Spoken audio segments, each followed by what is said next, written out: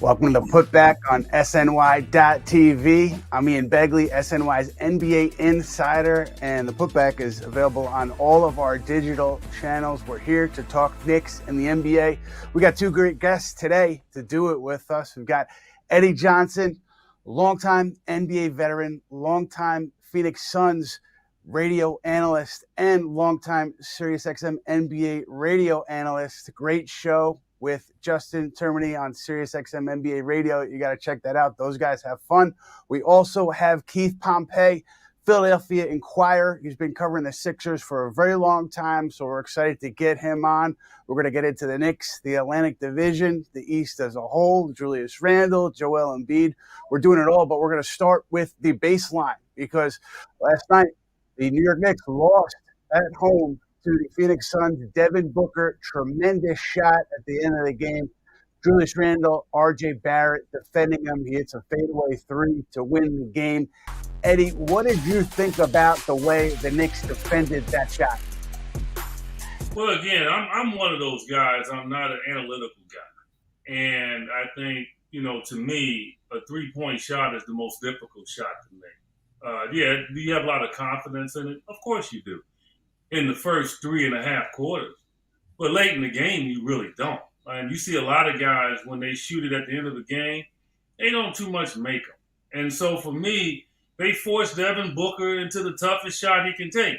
I mean, you both know that, Devin Booker is one of the best mid-range game players in the league. And so he would rather have gotten to the mid-range and taken that shot.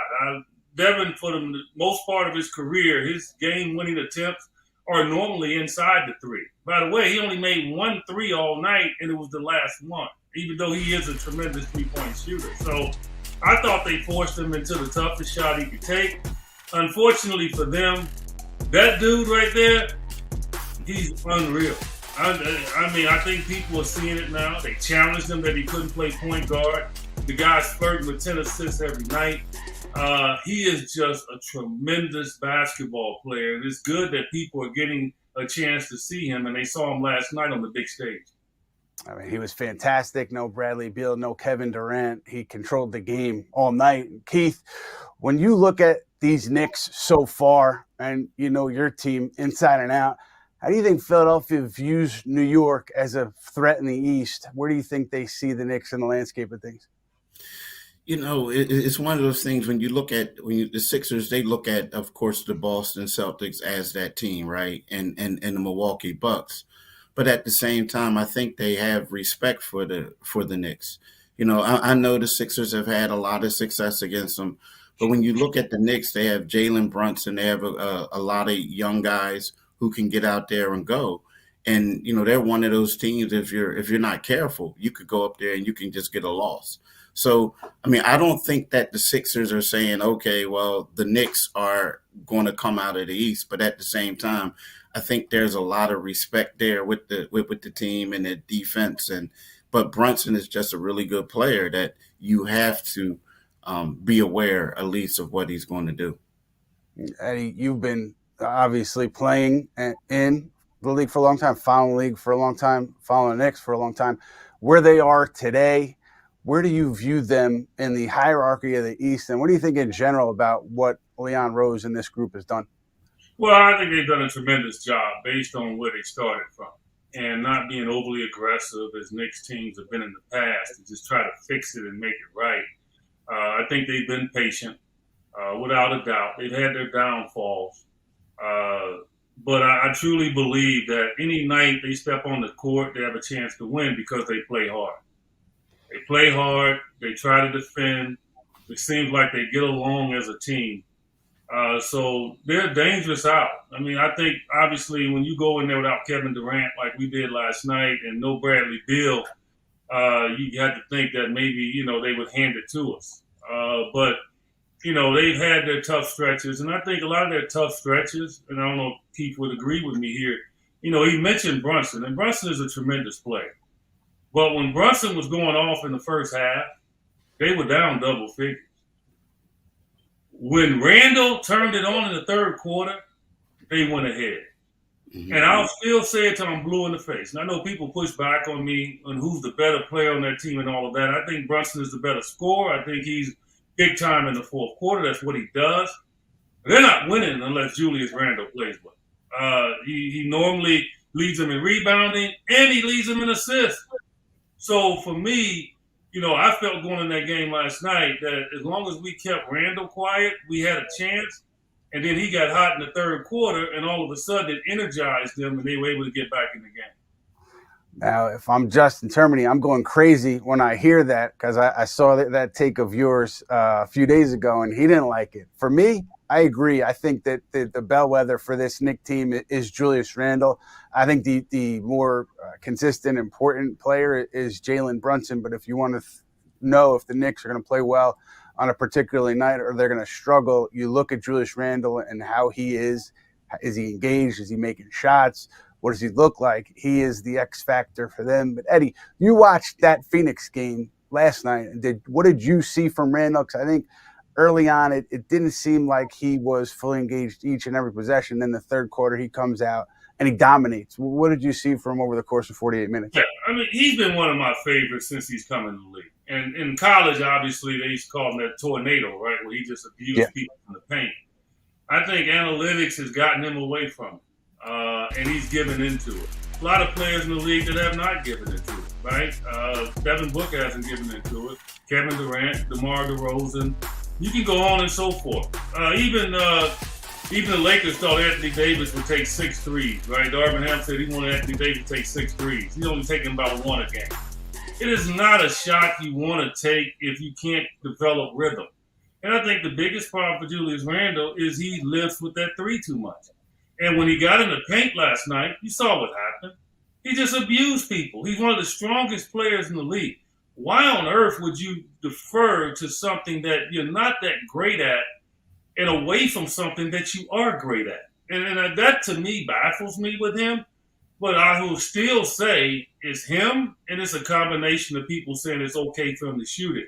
And I think that's an issue.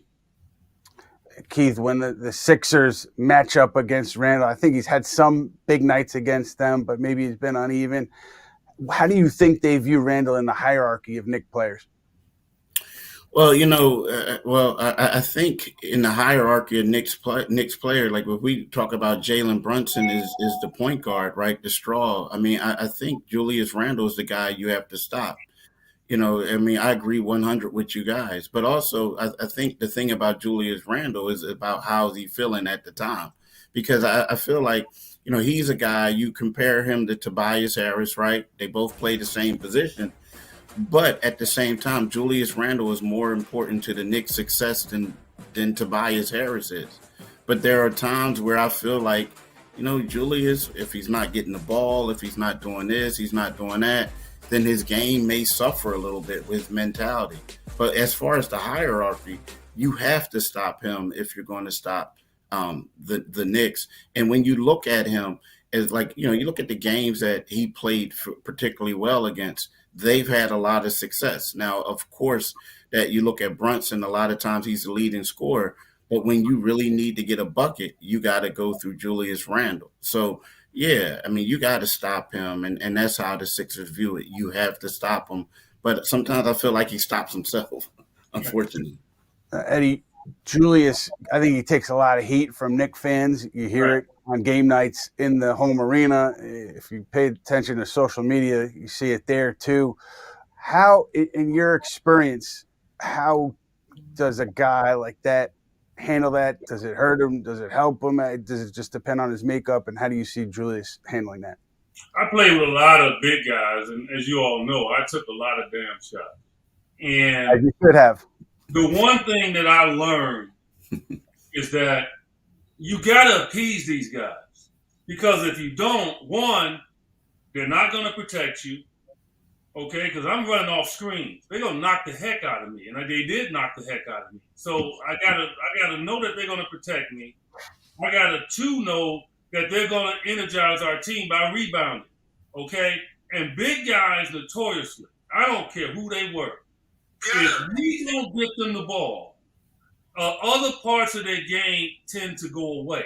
Now, Julius Randle might go ahead and get 10 in his sleep, rebounds, but he probably can get 15 if he's energized. And I think sometimes we want to be critical of a player and keep calling out their negativity instead of trying to figure out the source of why they go south and then how to keep them balanced. And you know whose responsibility that is? It's Jalen Brunson. It's his responsibility. Like, if you're going to have the ball and you're going to be the point guard, you have to recognize that. And stop, like, going after the result of Julius Randle. We know he's polarizing. We know he can get an attitude. We know he can go south. What are you going to do to stop him from going south? Because ultimately, you want to win. You want that W. So how do you get this guy to stay in tune? Give him the down ball early. Let him get into a groove. All those things come into play. And I think that's one of the parts of Brunson that's not consistent. And I think that's one of the challenges that they have.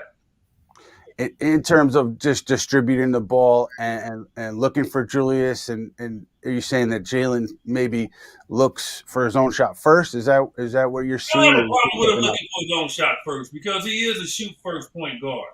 But it's just a balance of it, right? Mm-hmm. I mean, like, he was hot as I don't know what in the first half.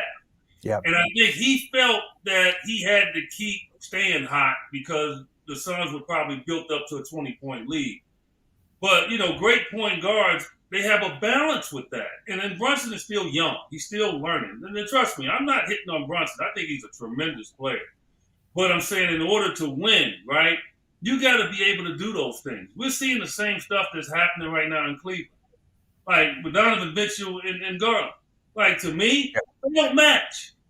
They don't match. And look, Donovan Mitchell might be having a great statistical year, but look at their record. It's up and down like a roller coaster. And a lot of it falls on him. He's got big guys that can score the ball, but they don't get it to him. Yep. And to me, if you don't feed your big guy, then he's not protecting you. He's not rebounding. He's not getting you open.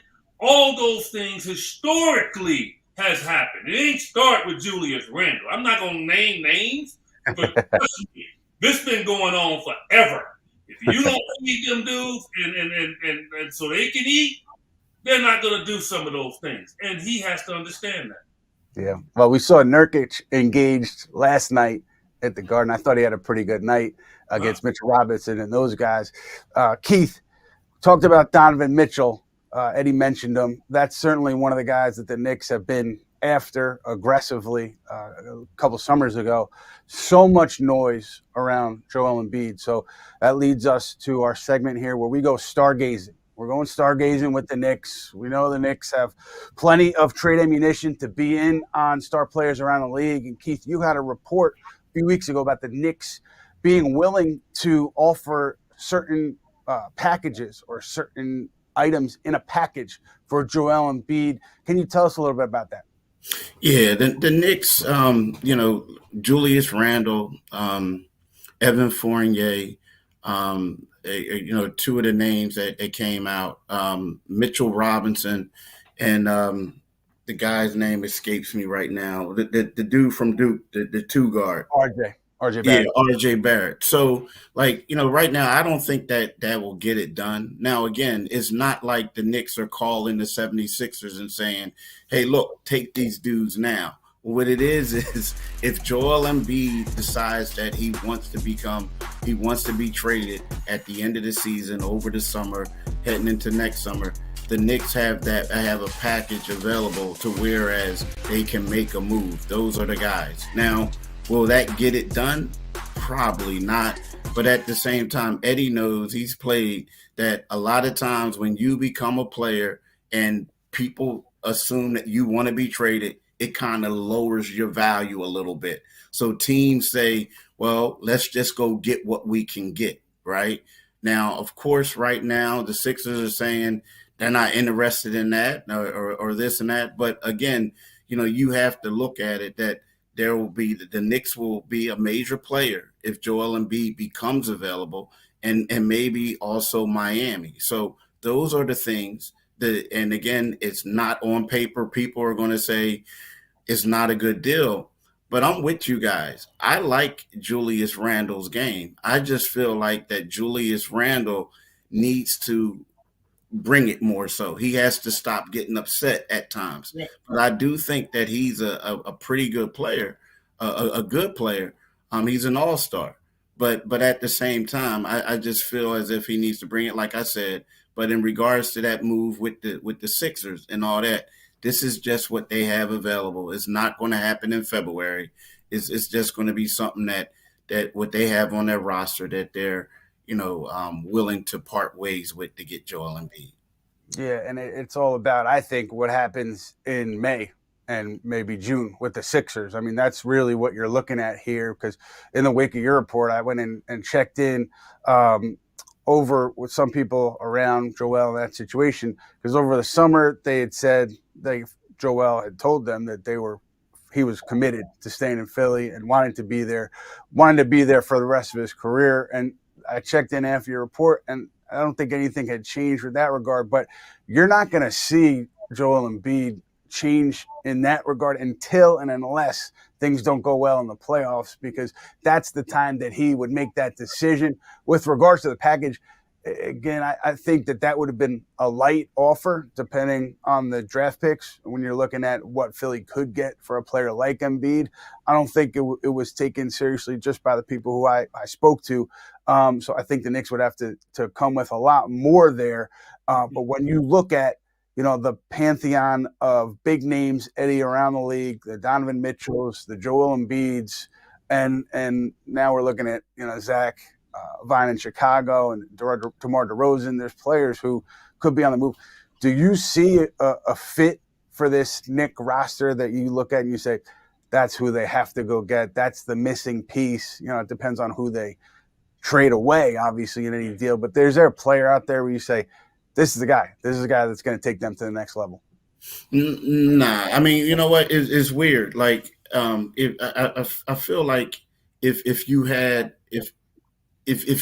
like, if Jalen, like, let's say if Brunson was available and you can get a point guard who can get the ball to certain people and can get his own shots. Yeah. But here's the problem with the Sixers right now. The Sixers don't even know what they have, right? You look at Tyrese Maxey and you see that he's ascending, but he has to continue to ascend for you to be able to determine what you need and what you don't need. You understand what I'm saying? You need him to ascend. You can't really make a decision until that happens, right?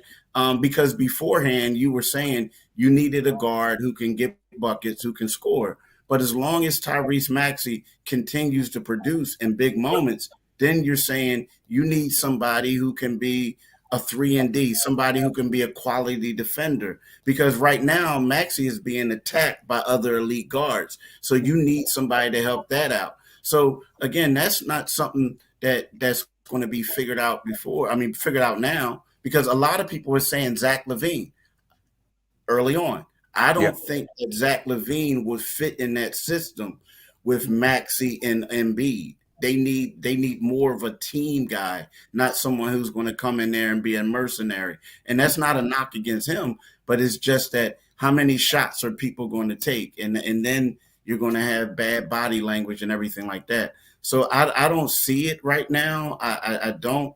But again, it's a long season. The 76 been a little low right now, and guys will announce themselves to us, later on who they really need. Yeah, I think. Do you hear me now? I kind of lost my volume, but I think Joel Embiid is really enjoying being an MVP and lifting guys up. Like that to me reminds me of the great MVPs of the past, and then obviously right now with Jokic and how he's gotten a lot of credit for uplifting the guys around him. And you see Embiid happy with getting 8-9 assists. He got that the other night. You're seeing the fact that Tyrese Maxey has improved under his tutelage and his leadership. What about Kelly Oubre coming over and doing what he was doing early?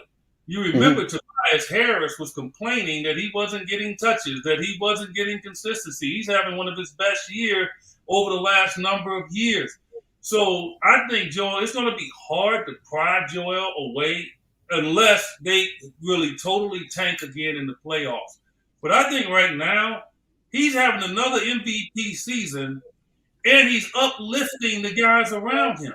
And I think from a player perspective, that's what you want. Because you got to remember, he's had a lot of drama around him. Even though Jimmy Butler's a tremendous player, that was drama, right? Harden, drama. Now he's not having that drama. He is the chief in charge, and they're rallying around him, and you can just see the confidence level in him as a player. And so, for me, I don't care who shows up on that team now. I think his leader, he's become a better leader now since the Ben Simmons situation. And I think now he understands what he has to do. And so I think it's going to be hard to pry him away. I do. I think, yeah, New York is probably a place where he would probably want to go if he left because he is polarized and he loves the attention. But, man, it's going to be hard to get him away from that situation now just based on the guys that's around him. Eddie, I'm going to ask you to put your GM hat on for a second because Leon Rose and their group have some big decisions to make moving forward here. I think that, owner James Dolan, Governor James Dolan's on the record as saying he brought Leon Rose here because Leon Rose could get the top talent. So the inference is Leon Rose has to get a top star at some point.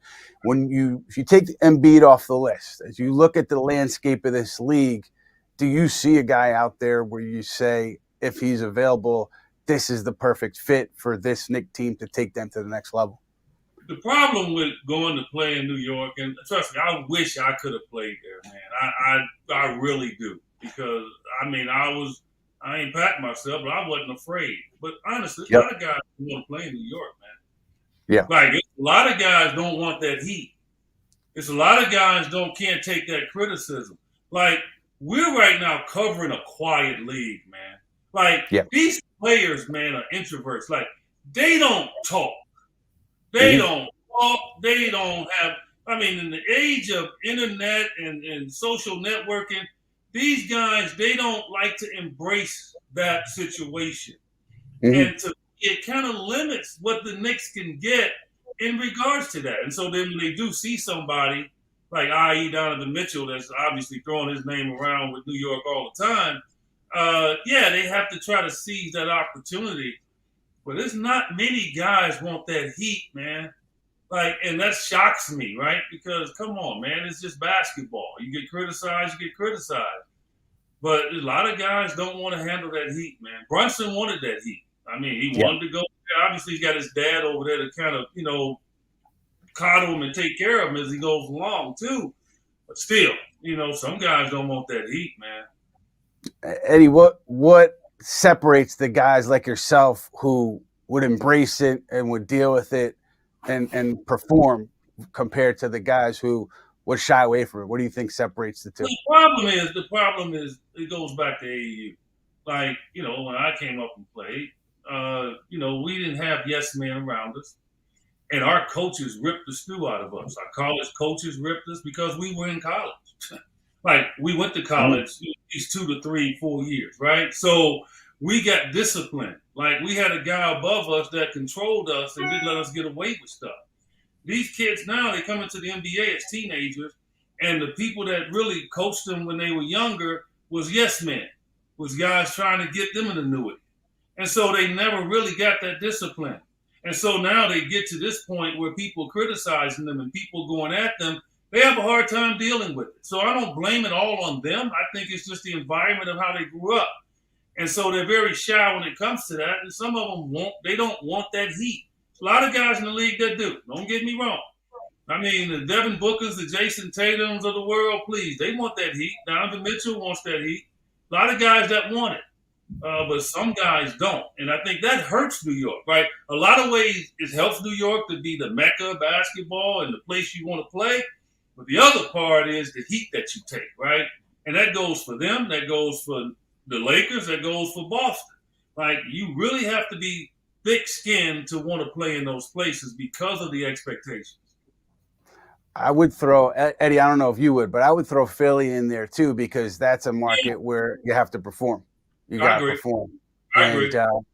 It's definitely a factor for the Knicks in terms of how they look at players. You have to take a look at that aspect. Now, I want to switch gears here, guys, because this in-season tournament that we're in the middle of here, Tuesday, the Knicks have an in-season game. I think the Sixers do too. I'm not sure. The Suns, I would think they do too. Eddie and Keith, Keith, I'll start with you. What do you think about this thing? Is it going to work? Is it not going to work? Where are you on it?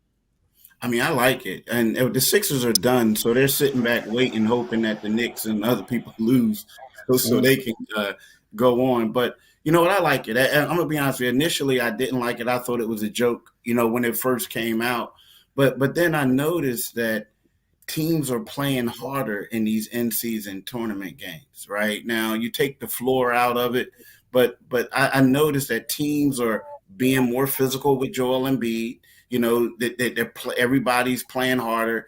It reminds you it's not quite a playoff game, but it's closer to a playoff game than just a regular season game in November. You know what I mean? And so I like it. I honestly like it. And it's funny. There's a team, the Indiana Pacers in the East. No one gave them credit, but look at them. They're 3-0. They're one of the top teams in here. And to me, it's a way of a team to announce themselves, do a lot of things. I'm a big fan of the in-season tournament. And I'll be honest with you, I hated it when it first came out. Like, I thought it was a joke. But I'm a big fan because the players seem to be playing so much harder. Yeah, I experienced it when I took a break from the NBA in the mid-'90s, and I went and played over in Greece. And they had their in-season tournaments over there. I didn't understand it until they thoroughly explained it to me, and then I totally loved it. And look, people always look at how much money players make. And I'm not saying you all, but people in general. And so when the in-season tournament came out, and they said, well, the winning players will get $500,000, people are like, that guy doesn't want that. Really? Stop. We don't know the deals these dudes got. Like, trust me, it's some guys, believe it or not, in this league living paycheck to paycheck. You all wouldn't believe that, but they are. And so $500,000 is a lot of damn money, okay? And so that's a carrot. The other carrot is the love of the game. Like, and knowing that maybe your team doesn't have a chance to get to the finals and win a championship. But you can go win an in-season tournament championship, and you can go to Vegas for a few days and be the lights of the city, and then everybody's watching you and your team.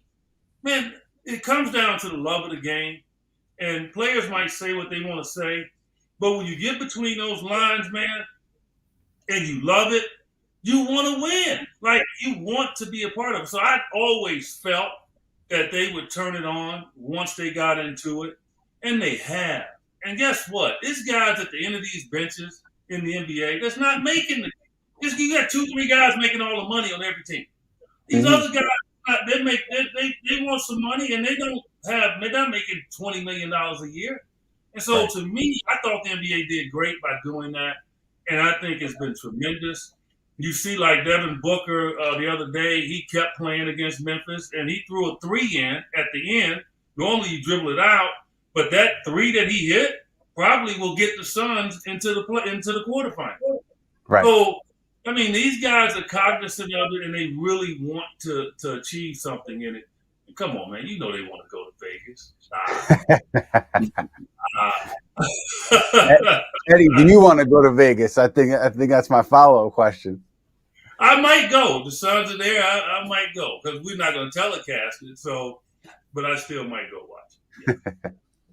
Now, I got to ask Eddie you a question specifically about one Knick, because Immanuel Quickley, he's a guy who scores the basketball.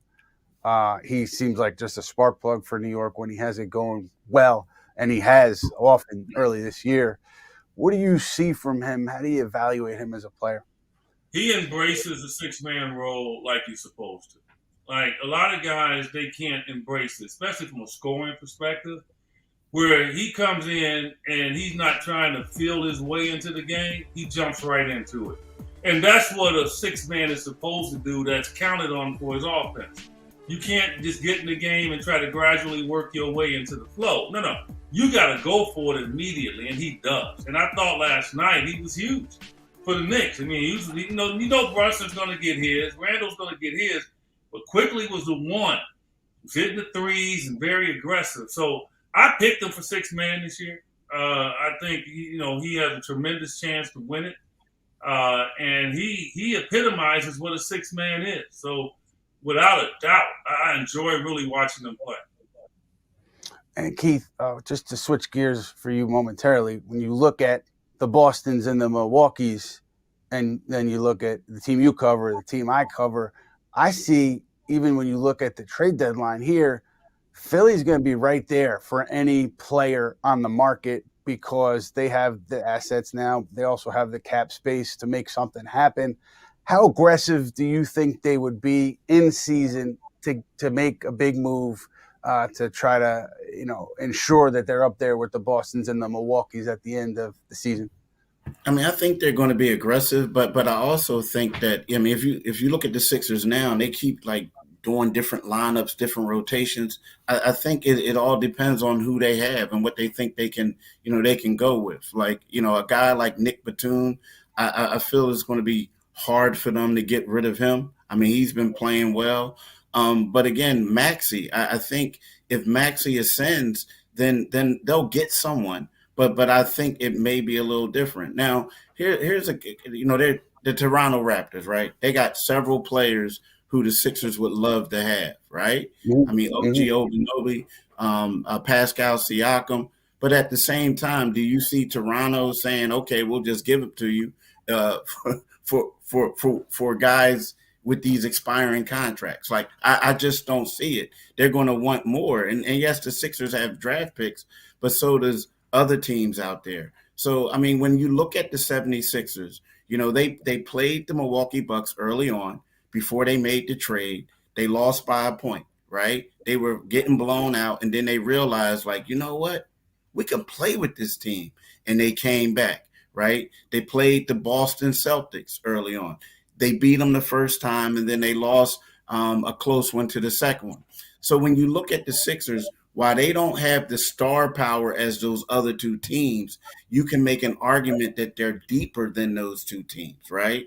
Now, so right now they like what they have, but they do have to tinker. It's just a matter of what they're willing to give up. And let's face it, people know what they're willing to give up, and they're going to want more. They're going to want more because they know the Sixers are going to try to, get a championship.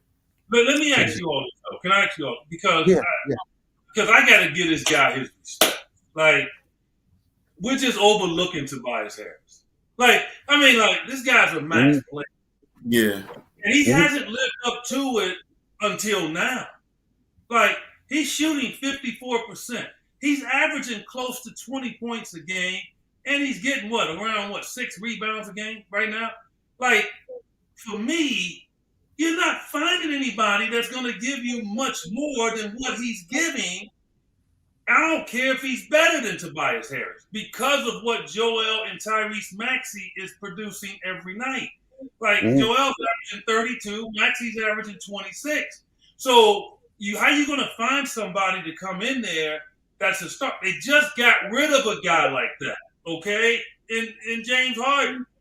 Okay, so now you have a guy like Tobias Harris that's playing like all-star basketball right now, and he was considered that.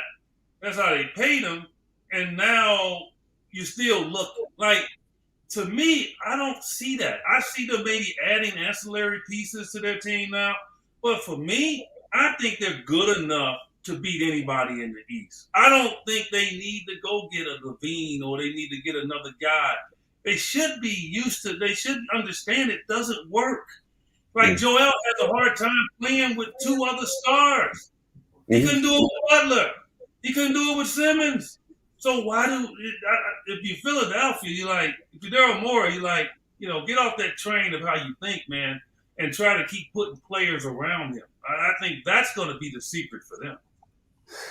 Eddie, do you feel the same way about the Knicks? Do you think with what they have, they are one of those top teams in the East? They could compete with the Bostons and the Milwaukees, or do you think they actually need to upgrade somewhere?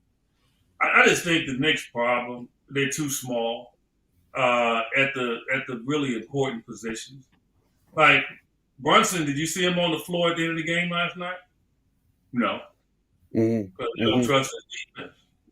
Like, if you're the best player and they're subbing you out at the end, what does that make you? Like, it's saying that you do have some faults. And normally the best player on your team is probably on the floor at all times. And I just think, like, as good as he is, I just think that I don't know if he is the one, like, because he needs help. He needs a two guard next to him that's really a two guard. Like, and it's hard to find those guys, but somebody like, I don't know, a Shaden Sharp in Portland. Somebody 6'6", 6'7", that gives them balance. That's why I don't understand the Donovan Mitchell dynamic. I just don't. It is too small. They take Donovan Mitchell out of the games in Cleveland for defense. I mean, like, so where's your defense going to come from? Your scoring is going to be great, but where's your defense going to come from? Like in Atlanta, they got Dejounte Murray alongside Trae Young. They can kind of get away with it because Murray can guard. He can go over the point. He's so versatile. He can do a lot of things, right? And so for me, it's just their size. I know Mitchell Robinson is tremendous. I really like him. I wish the man come to my. Look. He ain't got to pay me. I know I can improve them damn free throws. Okay, come on, man. Like nobody should be shooting 30-something% from free throw line. I don't care. Okay, so for me, I just think their size issue. Like Randle's an undersized power forward defensively, right? So it's like they got to find a way to get better size, man. They got tough guys. Don't get me wrong. Brunson's tough. Randle's tough, but when you have a limitation on size, it can bother you. And I thought the Suns bothered them with their size in the first half last night. Just dominated them on the glass. Yeah. Well, we're going to leave it there. But before we wrap up, Leon Rose, Richard Robinson, somebody call Eddie. Get him out there in the summer. Get him to Eddie. Eddie will work on his form. We'll get him going. Look, and I'm not just talking for myself.